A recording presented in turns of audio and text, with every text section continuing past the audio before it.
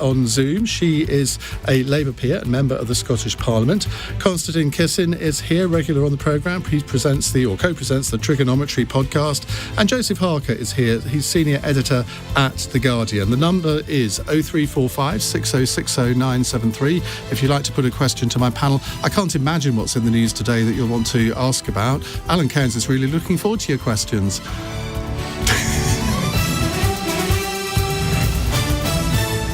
On your radio, on Global Player, and Play LBC. Leading Britain's conversation. This is LBC. From Global's newsroom, I'm Sunta Templeton. A judge in New York says Prince Andrew's civil trial for sexual assault allegations will take place late next year. Virginia Giuffre claims she was attacked by the Duke of York when she was a teenager. He's always denied the allegations. Undercover officers will be patrolling outside bars and clubs in London. Met Police say it's part of plans to keep women safe following the murder of Sarah Everard. Our reporter Charlotte Lynch has more. Officers in plain clothes will go in twos to pubs, bars and nightclubs to try and find anyone who might be displaying predatory behaviour. They won't go inside. Instead, they'll look for them in public spaces and they'll ask colleagues in uniform to step in where needed. A 16-year-old boy has been found guilty of murdering a father of four in Essex. James Gibbons was stabbed outside his home in Langdon in May after he tried to stop a group harassing a homeless man. Australia's Prime Minister has praised police for finding a 4-year-old girl 18 days after she went missing. Cleo Smith was discovered in a locked house after she disappeared from her family's tent while camping. A man has been arrested. Around 450 jobs could be created as Aldi announces plans to open 15 new stores across the UK, including in Edinburgh, Orpington and Poole. The new sites are due to be in place before the end of the year. And a row over Prosecco is heading to court. Winemakers in Croatia want to call their sweet dessert wine Prosec, but Italian producers say that would be too confusing. From Global's newsroom, you're up to date. This is LBC from Global. Leading Britain's conversation. Cross Question with Iain Dale. Hello, a very good evening. It's Cross Question on Wednesday at 8 o'clock, 2 minutes past 8. Let me tell you who's on the panel. Alun Cairns is the MP for the Vale of Glamorgan. He was Secretary of State for Wales.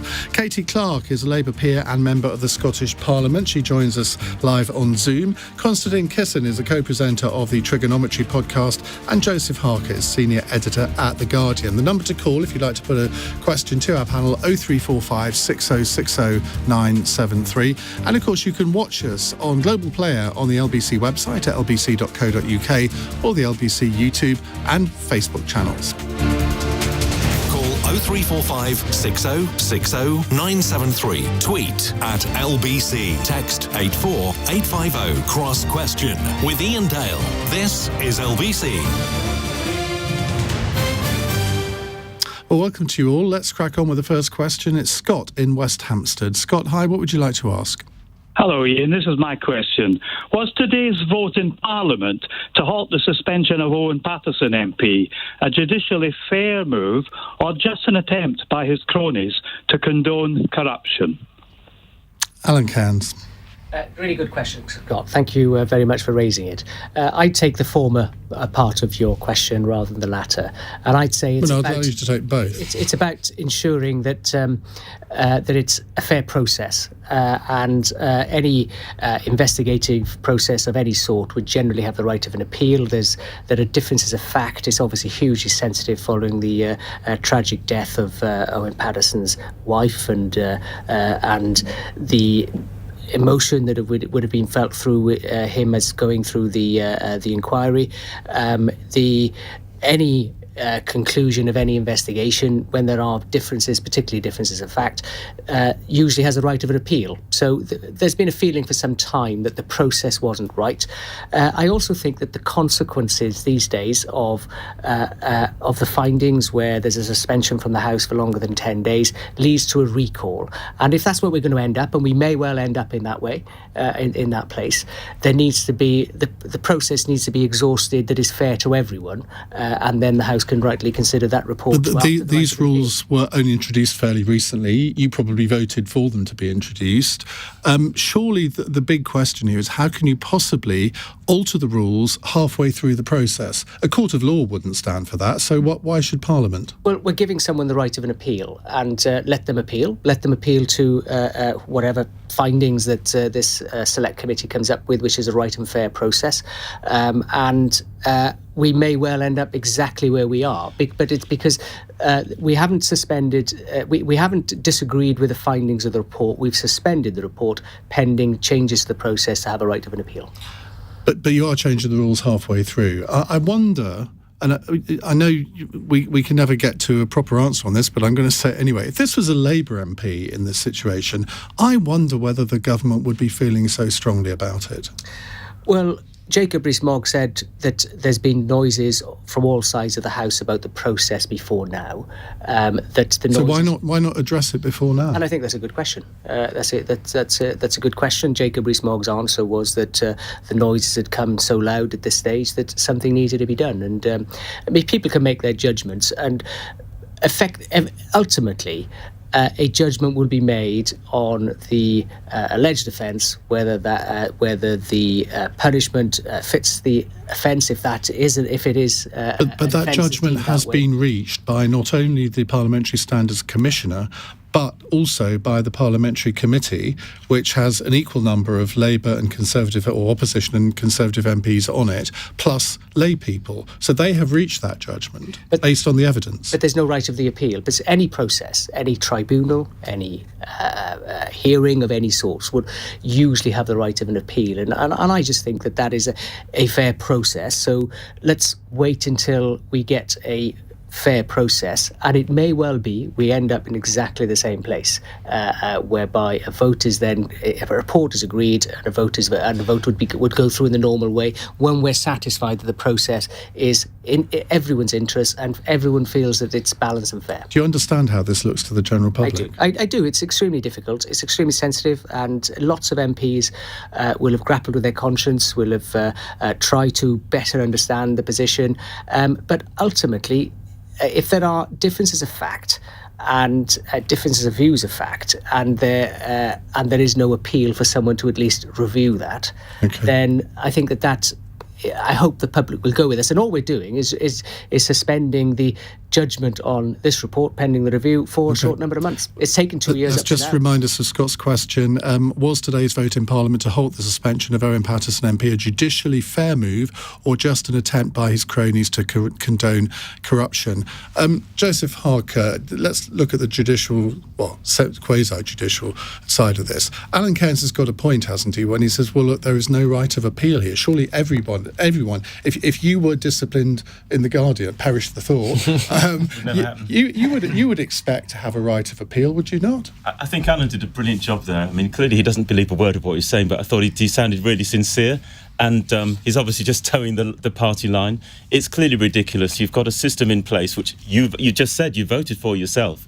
And yet when it comes to actually disciplining someone under that same procedure which you have just recently voted for, you then decide to change the rules of the game. It's like, having changing the size of a goal in the middle of a penalty shootout. It's ridiculous. So we've had 2 inquiries into this, as you said, Ian. We've had one inquiry by the Ombudsman and one by the Parliamentary Standards Commissioner, and one by the Parliamentary Committee.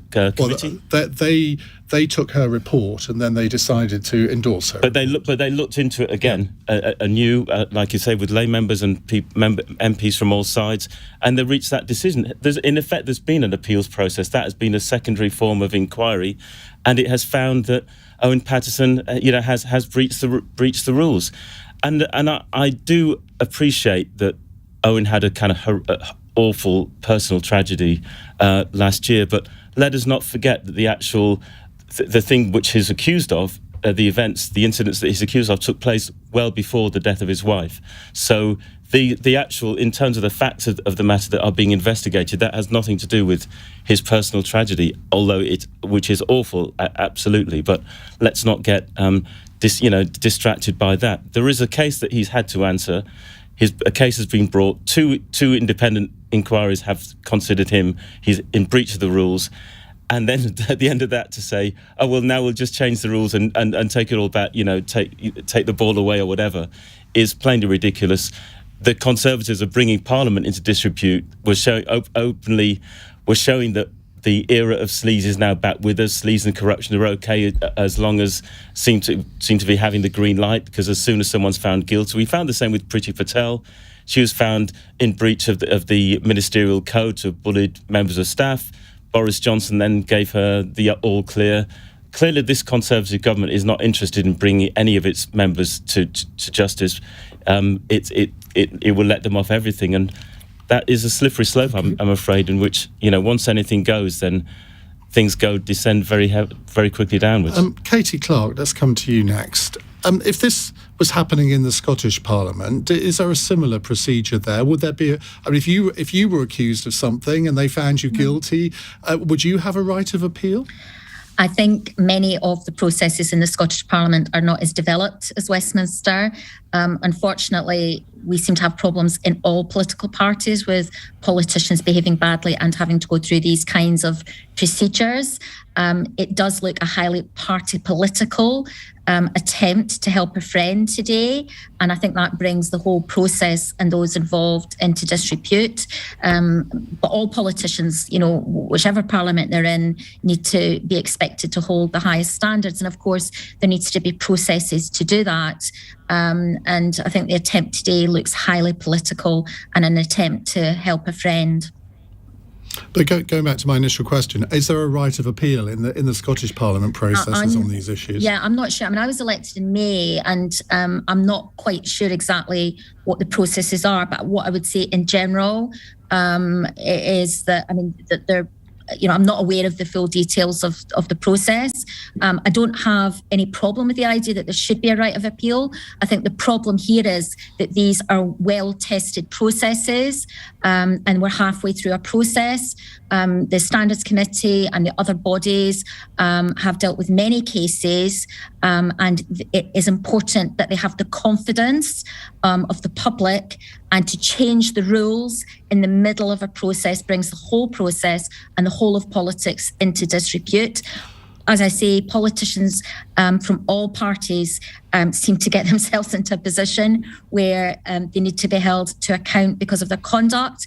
And I think it's extremely worrying today that the changes seem to have been forced through by the government party, and it looks like the opposition MPs have voted against it. You really need a process which has been agreed across the political spectrum. So I'm sorry I can't give you more detail in terms of the Scottish Parliament processes, but I'm not aware of the detail, and it's not something I've come across as yet. You may have looked into it, of course. No, I haven't. I was just, but I'm very glad that you haven't had to go through the processes in your burgeoning political career. Konstantin Kisin. Well, it's interesting. You asked Alan how this looks to the public. I consider myself a member of the public. And don't we all? Well, I don't know. So perhaps sitting here in Westminster, it's a little bit harder. I certainly feel like this is actually a distraction. Now, I understand there are important procedural issues that need to be addressed here. But in terms of the reaction of the public, I think there are far bigger fish to fry, frankly. I'd much rather find out, how we have these PPE millionaires that we've had pop up over the last 20 months. I'd much rather find out a lot of the other things that are going on, the track and trace system, which cost billions and billions, people making thousands of pounds a year to produce absolutely nothing of worth.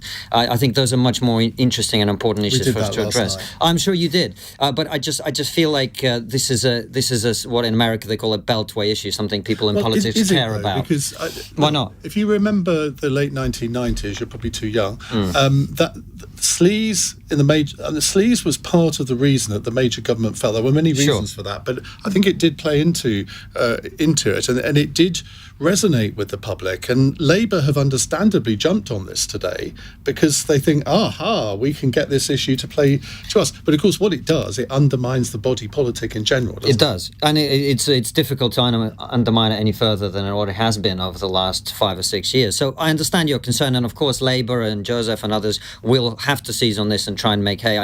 What I'm saying is I think this is a distraction from the major issues that our country is dealing with.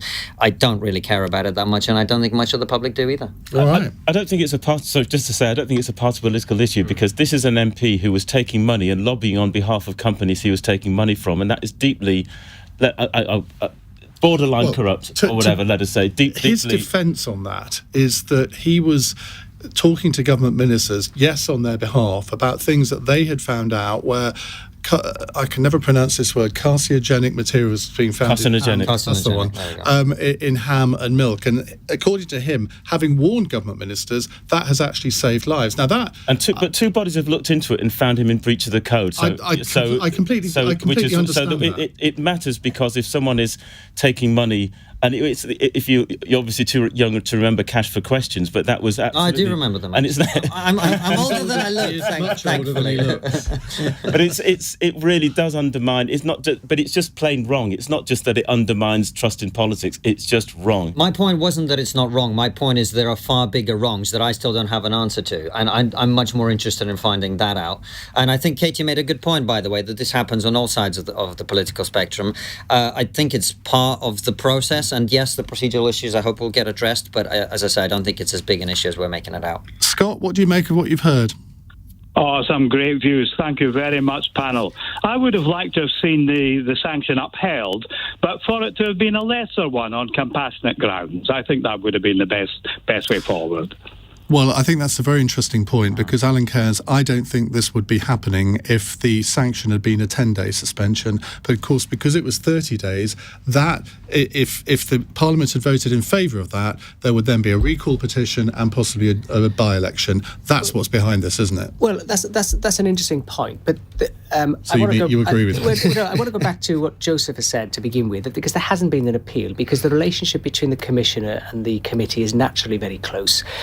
It's not independent as you would see in relation to, say, a standard judicial procedure. All right, you wouldn't have that sort of. But why did you not? If you so believe in that, why did you not bring it in when you voted for it? Well, and that's another good point as well. So, but we've got to a position where there's broad acceptance across party, whether that's strong enough to have a complete majority or whatever, I have no idea, right? A majority in every party, I mean. But the point I'm getting is that there's a broad acceptance that there needs to be a right of appeal in terms of the process. But if we accept that to be the case, and the consequences are as serious as Iain has highlighted, whereby there would be a recall for Parliament, which would be... recall of by-election. Recall of by-election, then why don't we put it right? And that's why I'm saying this is about process. This case, I mean, no one would have a problem with because that. the consequences are obviously quite so serious. But I just wonder if it's a in your question, you made the point. So I'm getting at this is about process. This is not changing the judgment. This is about giving the right of someone to exhaust the process. Scott, thank you for your call. It's very nice to have a caller who's satisfied by our panel. I'm not sure in 6 months whether we've ever had that before, but well done. We'll take more of your calls in a moment. 0345 6060 973. It's 17 minutes past 8. This is LBC.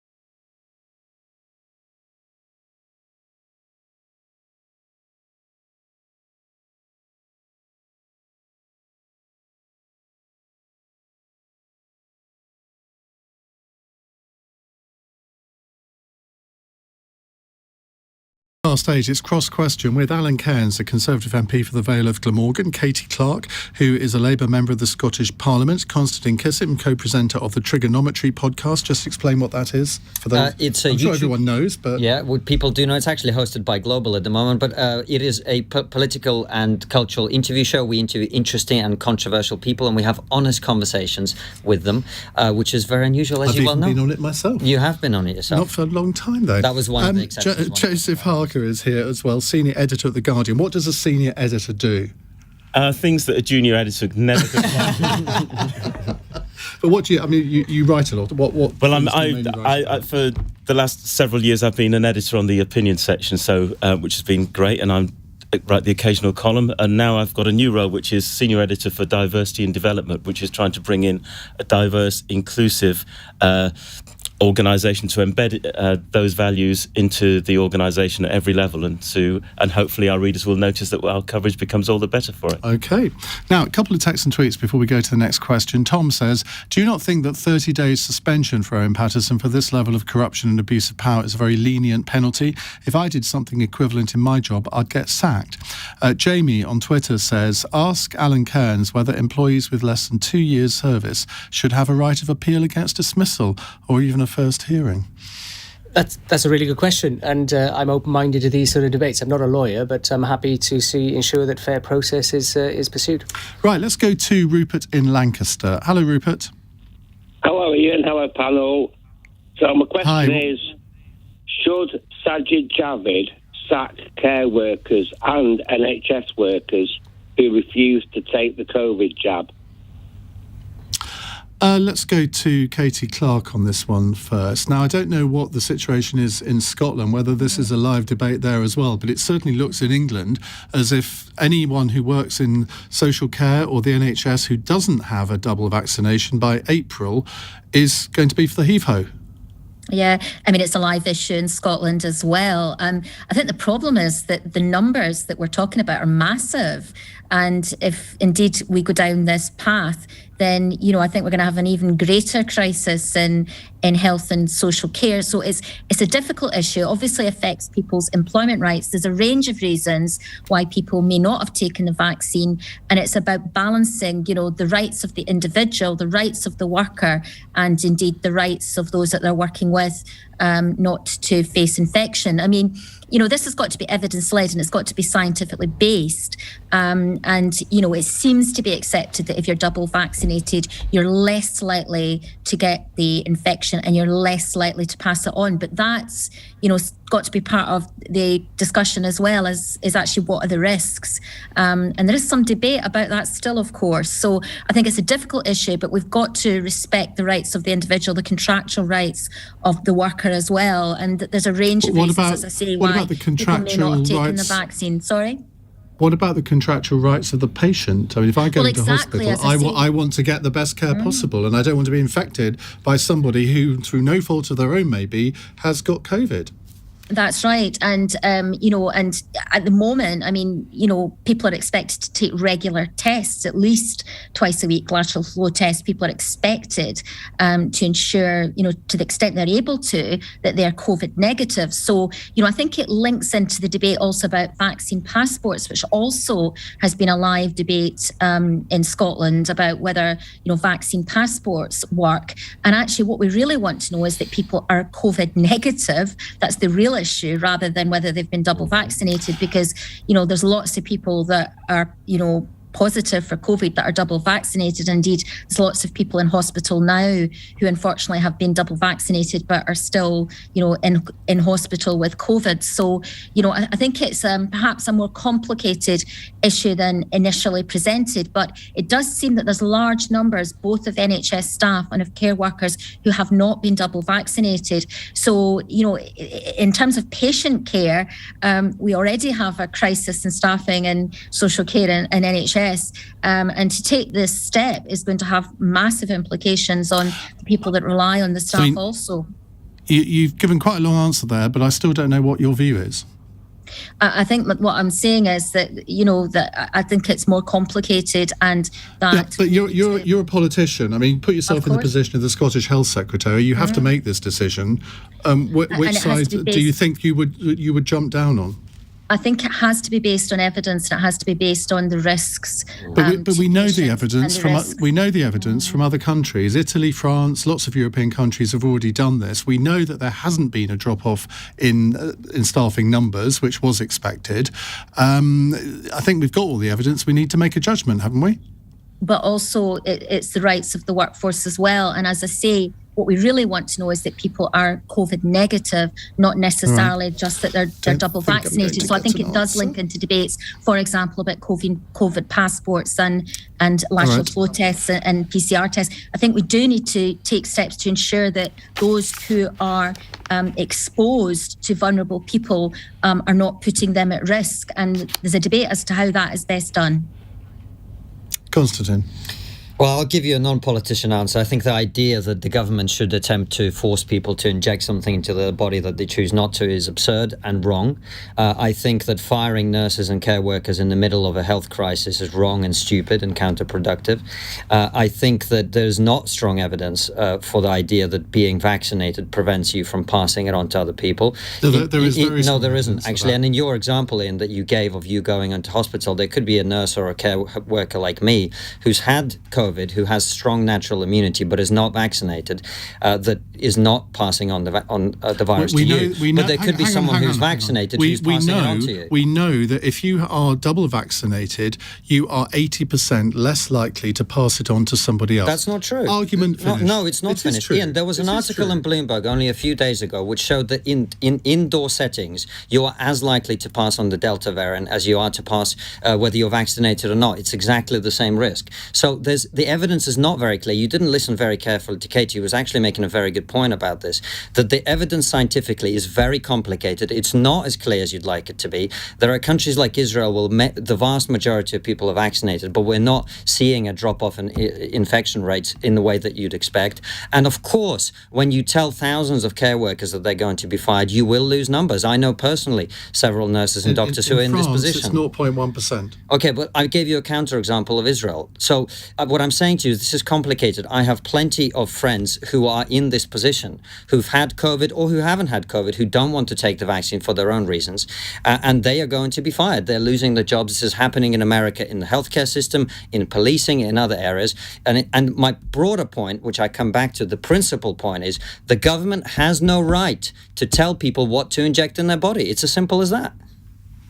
Well, there are lots of other things where you can't go to a country if you don't have a particular vaccine or injection. So, I mean, it's not a new thing for a government to say either you have this or that doesn't happen. We can talk about travel restrictions separately, but this isn't about travel restrictions. You're talking about restricting the movements and actions and employments of people in this country. It's different.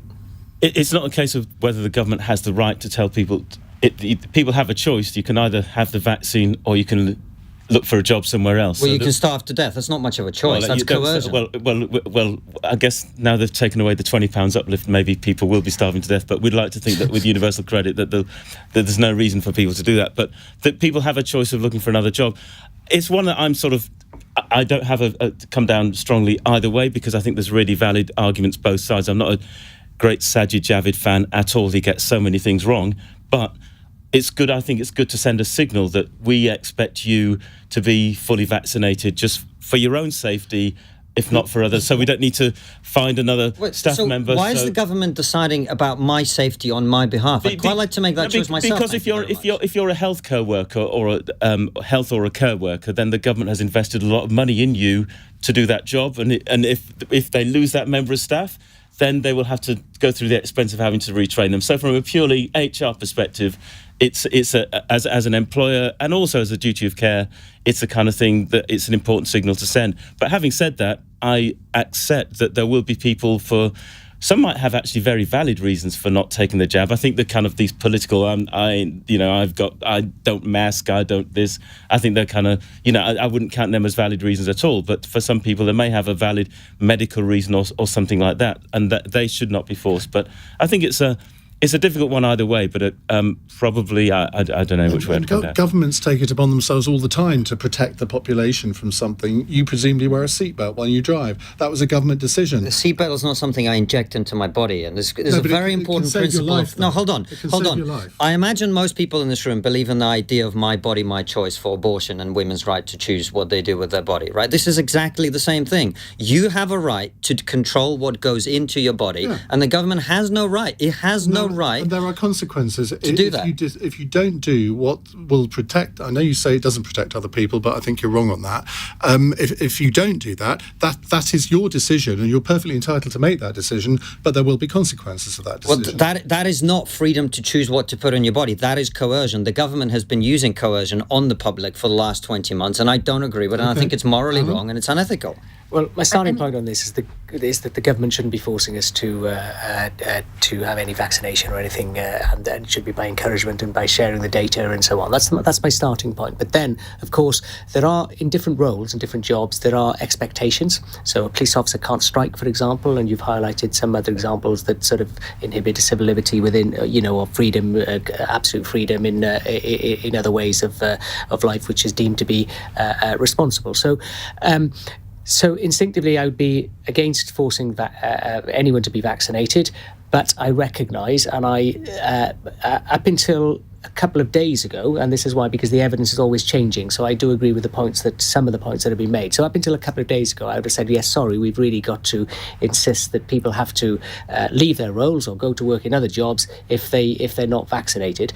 But the last Cambridge, my understanding of the data is that the last Cambridge University report just published last week said that you can pass on the virus even when you are double vaccinated, and this is some of the issue I've had. We know that. But the whole point of having it's not a surprise. The point is that if you are double vaccinated, you are less likely. Well, what I'm saying is there's a study in Bloomberg that shows exactly the opposite of this. 612 people, that was. You're seriously going to quote a study of 612 people as the evidence? There's plenty of other scientific evidence that we've been given that then turned out to be complete nonsense. Look at Chris Whitty saying to us that we should not wear masks, and then we are wearing masks. The science is changing all the time. Forcing people to inject something into their body. Nobody's being forced to do anything. Of course they are. If you're going to be... No, they're not. Ian, if someone said to you, you have to do something or you're going to get fired from your job, that is being forced to do. Nobody is saying that we're going to have this state-sponsored nurse come along and forcibly inject you. No, it's not what they're saying. What they're saying is either you take the vaccine or we're going to fire you. That is being forced to do something. That is coercion.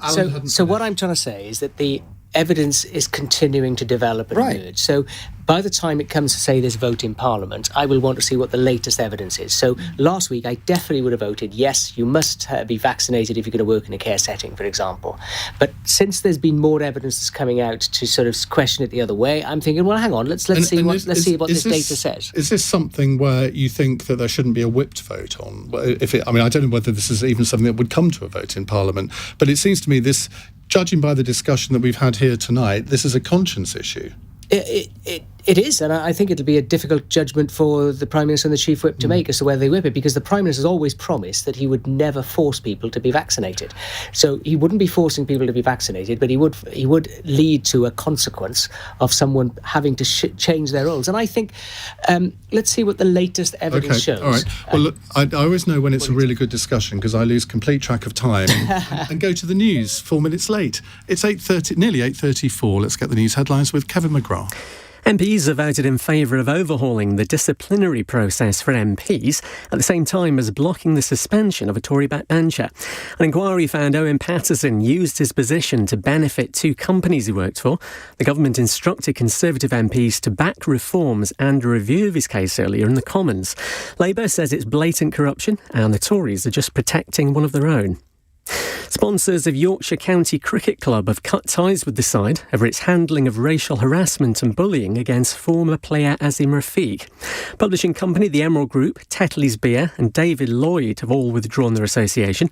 The club's been criticised for not taking disciplinary action, and this evening ex-England batter Gary Ballan says he deeply regrets using offensive terms against his former teammate. A football fan's been jailed for racially abusing England players during a Facebook Live after the final of Euro 2020. Jonathan Best, who's 52, has been sentenced to 10 weeks.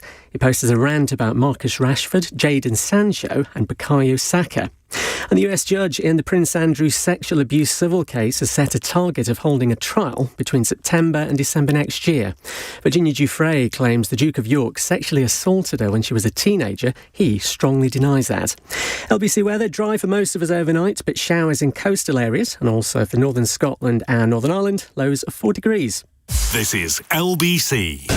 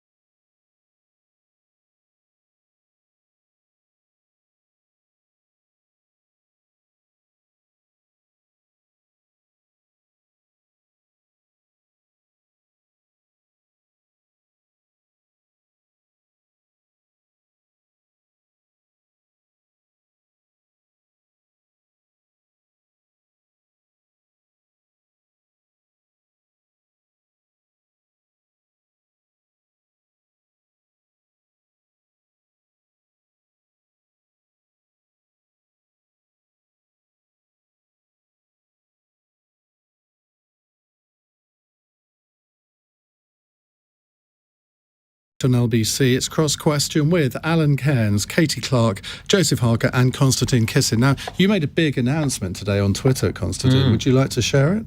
Yes, my wife is pregnant. We're expecting a baby in May. I'm very excited. I've got lots of lovely messages from my friends asking me who the father is. Oh, so many questions, but let's move on to a proper question from Danesh in Corby on a text who says, is Yorkshire Cricket Club institutionally racist? Well, you look at the evidence for this and you have to say, well, it does point to yes. We're going to be talking about this much more after 9 o'clock. We're going to do an hour's phone-in on it. Joseph Harker, just give us a little bit of background to what's happened in the past and what's actually happened today. So Azim Rafiq, who's been with Yorkshire Cricket Club at various phases over the last decade or so, he complained about suffering racist abuse, in particular being called a P word by team members, by teammates. And the Yorkshire County Cricket Club had an investigation, and then the investigation seemed to have found that, yes, they agreed that he was called the P word, but then they put it down to a bit of banter and have decided to take no further action. Friendly banter, right? Okay. Which Azim Rafiq obviously doesn't agree with. And tonight, actually, in the last few minutes, Gary Balance, who plays for Yorkshire and has played 23 Test matches for England, he has said he was the one who did use the P word. He says he regrets it.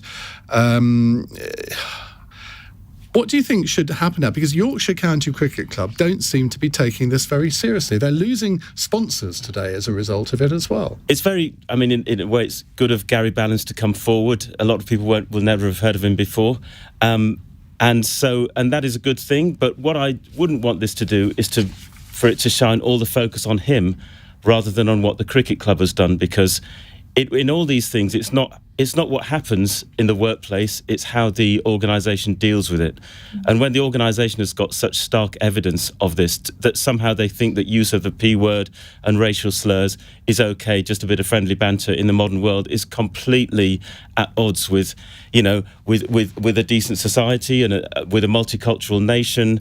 It's the kind of thing that it feels like, I've been transported back to the 1970s when I was called these kind of things in class by my own teacher, and he thought it was very funny. It's a real throwback. To you? Yes, yeah. That was in the 1970s. By your teacher? My teacher, he thought it was. He called me the W word as it was in those, and he thought it was a joke, and most of the class laughed along with him. But that's the kind of thing that black kids like myself had to go through in that era, and this is in Yorkshire as well. In East Yorkshire, I was brought up.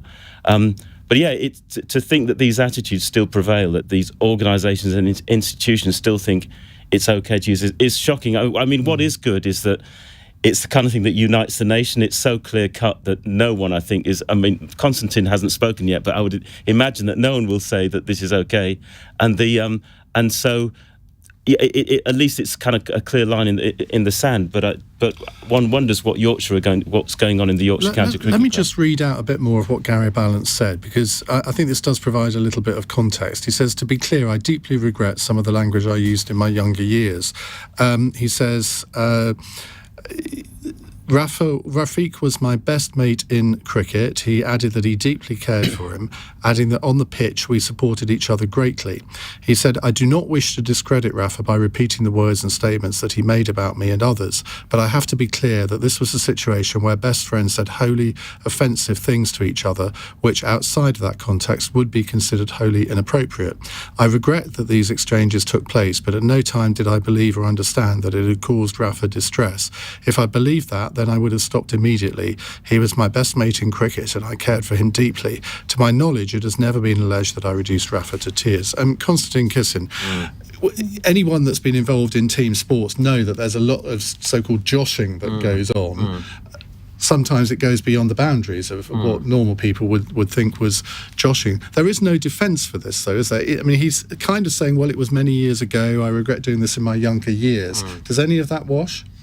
Well, look, as you know, I'm someone who's very concerned about the sort of hypersensitivity we have in our culture, but I'm afraid this doesn't strike me as one of those cases. To me, this is just wrong. Now, I should say, I think if what you just read out is accurate, and if it was a back and forth exchange in which somebody was saying one thing and another person was saying another thing, and it was sort of even par, do you see what I'm saying? Then it changes the context, and words do matter in context. Based on my understanding of the story now, I do think it was wrong, and certainly the reaction of the cricket club also wrong. But I like I say, I think context, as always with words, it matters, and I'd be interested to see what the reaction is from the cricketer who's the victim of this racist comment into what was said there that you've read out. Alan. Sorry, can I just make sort of one point, just as knowing what it's like as the one black person in the room, and when you have this sort of culture of an organisation where everyone thinks something's funny, and then you have the choice: do you go along with it, or do you go act aggressively and say how you really feel, which will be seen, "Oh, can't see the joke," you'll become the outcast. And so most of us, especially, in my younger years, I would have, often gone along with it at school. But that doesn't mean to say I enjoyed it or I liked it or it was friendly. It's really painful, but you don't really have a choice. And so your outward face is... That's why there's so many black comedians, because, the only way we deal with it is to laugh at it and to sort of give a bit back. But it's it makes us hurt deeply inside. And I think so what Gary's saying there, I can see why he's saying it, but it doesn't excuse what went on. And I can see why Azim may have acted like it didn't affect him at the time, because that's the only way that you can cope. Yeah.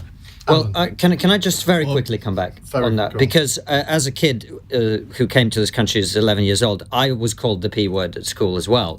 And I hear what you're saying, and that does actually make sense, I think. Having said that, I also think that if there's a culture in which that happens and the people involved don't say anything, then it's very difficult to then hold other people accountable for carrying on in that way, because there is no pushback. So it's more complicated than I think sometimes we like to make it out to be. But as I say, I think on the face of the facts that we have, it is wrong. Alan? I think Joseph's encapsulated it. I questioned as soon as we understood that Gary Balance has come out with those comments, and then when you extended it, I was questioning, well, how much credibility do I give it? Because my instinct at the outset was they're trying to get ahead of the story. They're trying to manage the public outcry, because I think, and people will make errors, make mistakes from time to time, and if that's dealt with appropriately, there's a proper education understanding in it, then that at least there's something positive that comes out of it.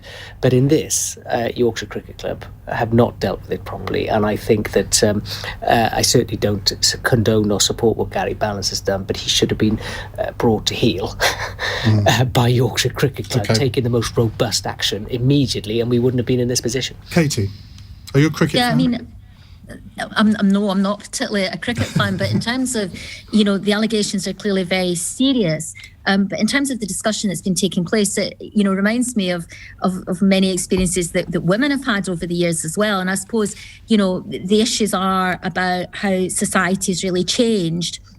And lots of comments that would have been made in the past that women kind of put up with now are just seen as something that you don't have to put up with. So, as usual in these kind of situations, often it's the way that the organisation deals with it and the kind of cover-up that's as big a problem. So, I think we need to focus, and I think, the cricket club need to focus on lessons that are learned for the future. And it is about, a different kind of culture than maybe would have existed many decades ago. And that's something I think that a lot of organisations have a lot to learn from. So I don't think, obviously the individual allegations need to be dealt with, and they need to be dealt with appropriately. But perhaps what's more important is the culture going forward. And I would hope that the cricket club would learn something from this, and would look at it in that way now, that they need to think about how they dealt with this and how they would ensure that they don't repeat those mistakes again. I think the problem is that Yorkshire County Cricket Club show absolutely no sign of having learned anything from this whatsoever. And the fact that even when the initial report was published, it was sort of move along, nothing to see here. And now they're starting to reap the financial rewards of this, or the opposite, given that several of their sponsors have announced today that they are severing ties with them. So maybe that will jolt them, Joseph. Yeah, money talks, doesn't it? Yeah, it really does. It shouldn't have to, but in this case, it probably has. And I support those private sector organisations who are making them think about it. So all of a sudden now, if this happens, hopefully not, but in another sporting arena with someone else saying, something that is sort of completely wrong, then there will have been a lesson by the next club dealing with it properly, robustly, and just getting some learn out of it. OK, well, we'll move on to another question in just a few moments' time. It's 8:48. LBC. Nick Ferrari at breakfast. Weekday mornings from 7. Social care could be pushed to the brink of collapse. 60,000 unjabbed staff face the axe. But Health Secretary Sajid Javid insists all workers must get the shots or leave. Peter Abbeywood. Nick, so I'm not sure if you're aware of the latest study that's come out of Israel. I don't care. Israel? Right, there we go. Honestly, I'm sick and tired of bloody other countries being mentioned. We are not having this conversation in Jerusalem. We are not having it in Stockholm. We are having it in London. So I am through with all of this. Nick Ferrari at breakfast. Back tomorrow morning from 7. Listen on your radio and on Global Player. LBC.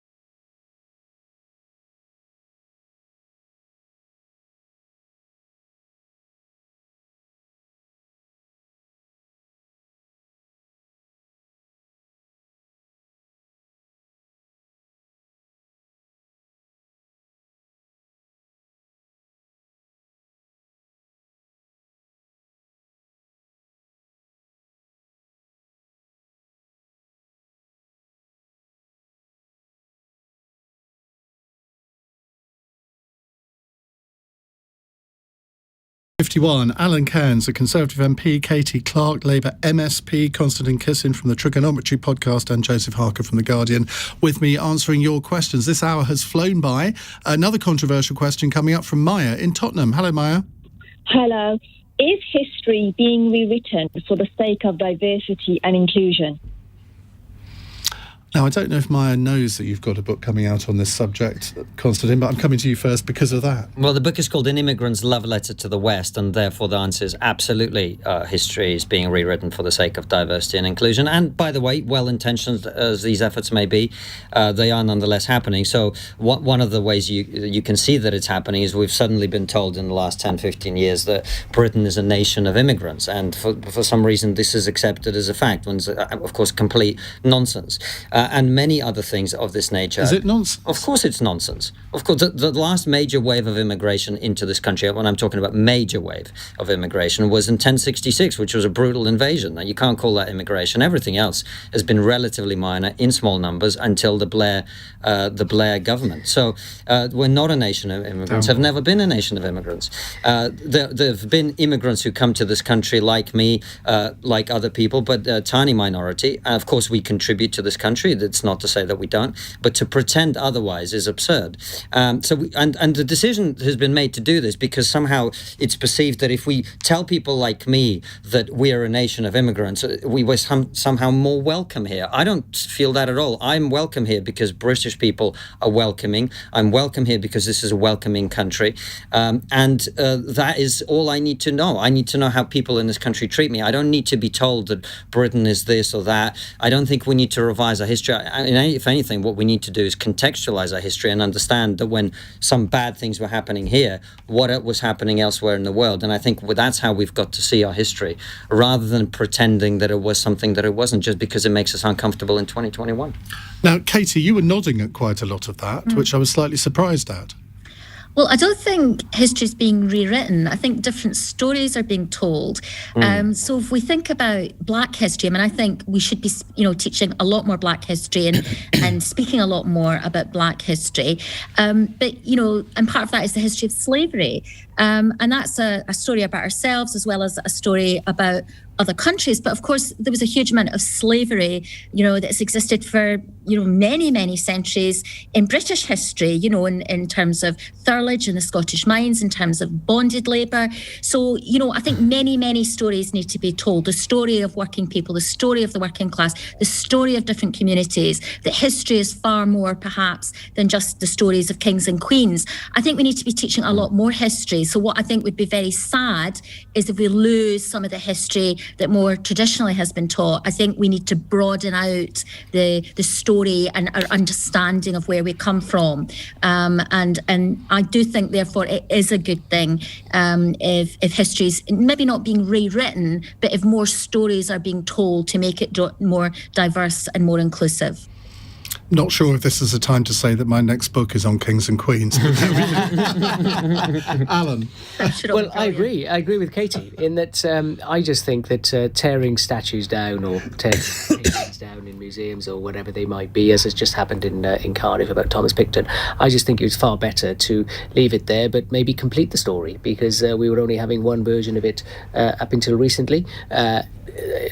Thomas Picton would have been a slave owner. Well, let's describe that as part of the exhibition so that people can make their own judgment, and maybe some good things someone might have done, but also some of the bad things that went along with that, and people will make judgments. I mean, Churchill, one of the being recognised, elected as the greatest leader of the last century, but clearly not everything he did was wholly appropriate.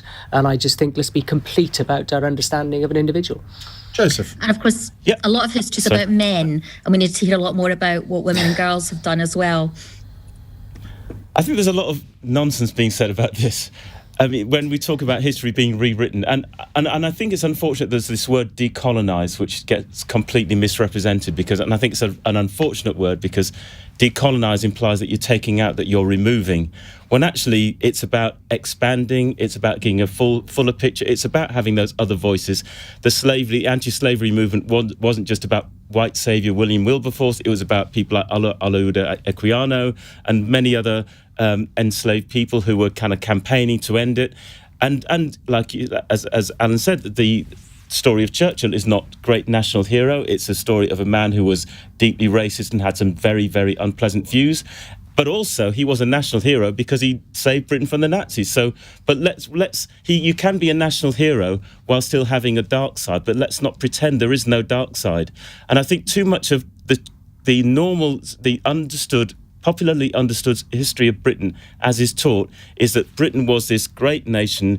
It saved the world. It civilized the world. The empire was a good thing.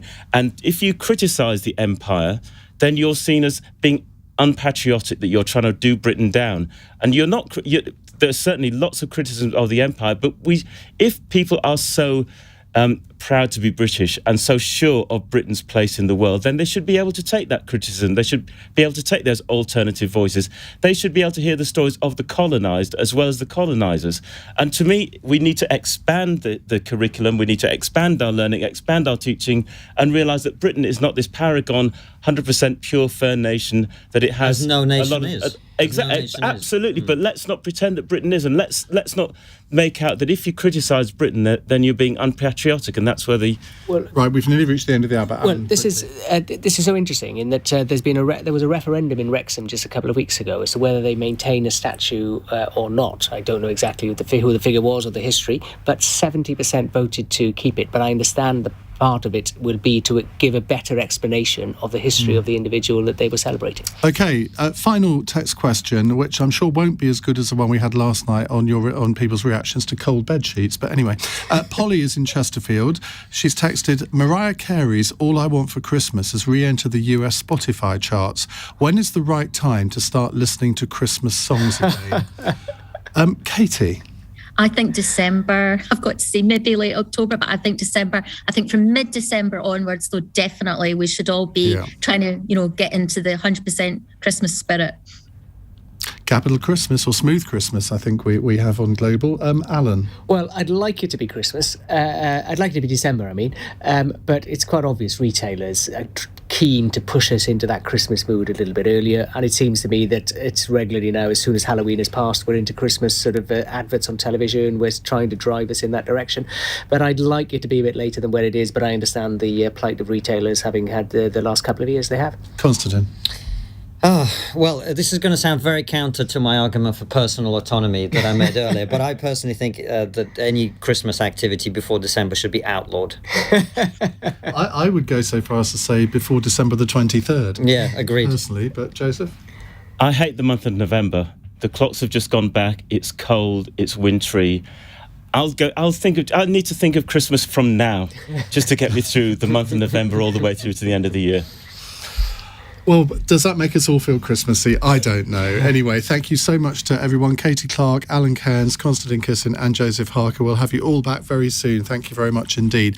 In the next hour, we're going to return to that Yorkshire County Cricket story and ask for your views on it and what can be done to drag institutions like the Yorkshire County Cricket Board into the 21st century. 0345 6060 973. You're listening to LBC. I'm Iain Dale. It's 9 o'clock. On your radio, on Global Player, and Play LBC. leading Britain's conversation. This is LBC. From Global's newsroom at 9 o'clock. A Conservative MP won't be punished, at least for the moment, after the government ordered its MPs to back a review of investigations into members of Parliament's